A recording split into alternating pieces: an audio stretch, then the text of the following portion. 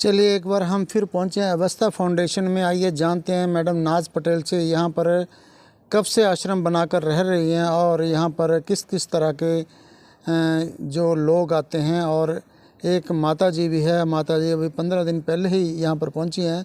इनकी कहानी भी सुनेंगे मैडम नाज पटेल से। नमस्कार मैडम।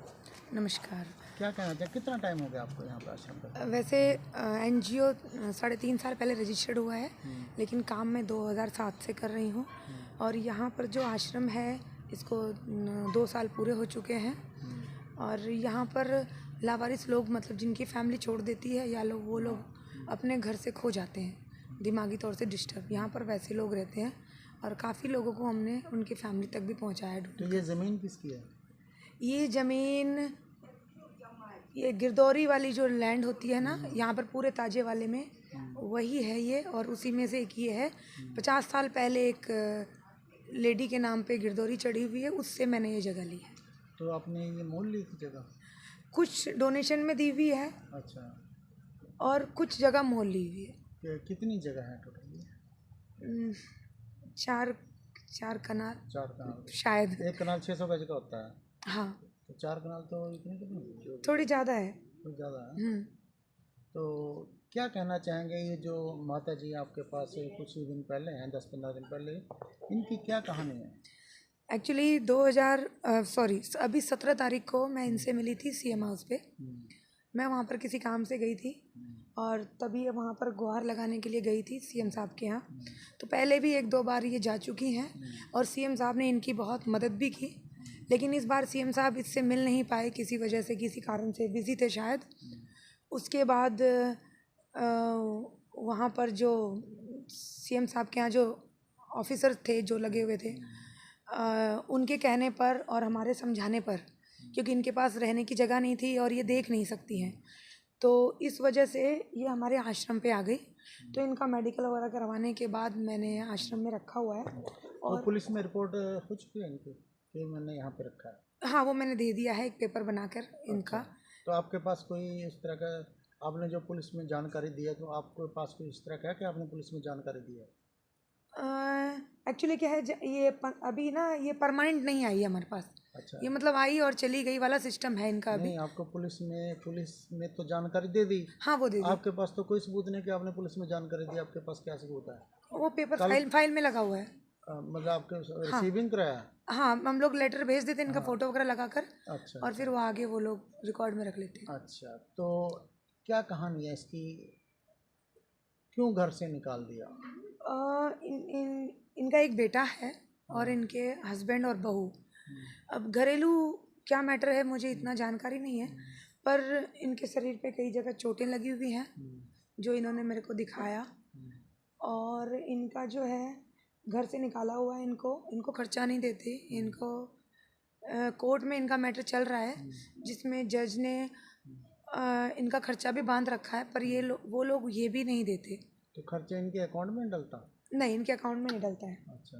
इनको वो हाथ बाय हैंड देते हैं, शायद हाथों में देते हैं ना। हाथ में दिया था बस 2 बार, दिया को नहीं। मारपीट का बहुत दिन की बात, न्यू काट दी। फिर मैं DC का गई थी। हाँ, तो फिर DC साहब ने इनको इनके घर पे वापस भेजा भी। और फिर उसके बाद मुझे नहीं मालूम क्या हुआ। मैं 17 माता जी, अपना नाम, गांव का नाम, जिले का नाम क्या है आपके? जिला मेरा जिला कैथल है। नाम बताओ पहले अपना। नाम मेरा पतासो है। अच्छा, गांव का नाम? गांव कठियाना। अच्छा, जिला? जिला कैथल है। तहसील राजंद है। राजंद? हाँ। अच्छा जी मैडम, बताइए। तो जिस प्रकार से आप लोगों को रखते हैं, बेसहारा लोगों को, आप उनकी क्या छानबीन करते हैं? कल को कोई गलत प्रवृत्ति का शख्स, महिला या कोई भी हो चाहे, तो आपके पास आ जाए तो आप क्या छानबीन करती हैं?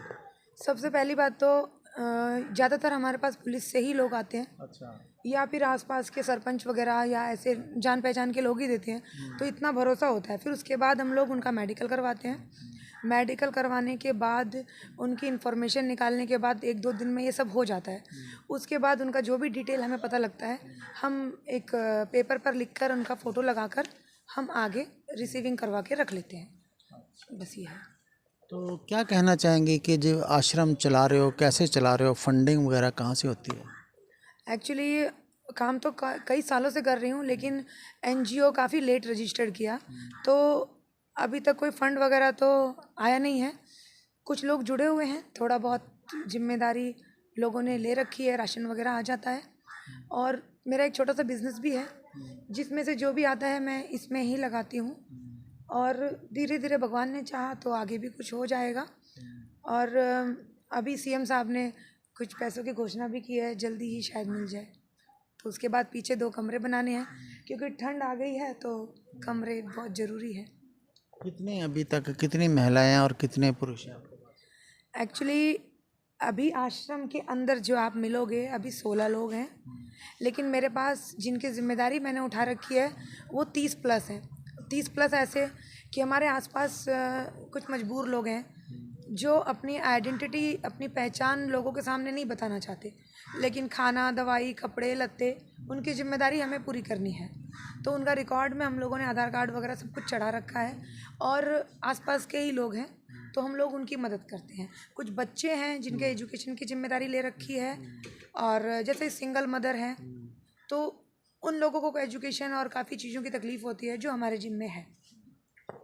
चलिए दोस्तों, आपने देखा मैडम नाज पटेल का अवस्था फाउंडेशन चला रही हैं ताजेवाला में, और गरीब बेसहारा लोग जो इनको सड़कों पर मिलते हैं या पुलिस के थ्रू यहाँ पर आते हैं उनको रखती है। उनका खाने पीने का खर्चा यहाँ पर खुद उठाते हैं। एनजीओ बना रखा है, एनजीओ के माध्यम से कुछ मैडम का कहना है कि उनके अपने बिजनेस से लगते हैं, कुछ लोग सहायता करते हैं।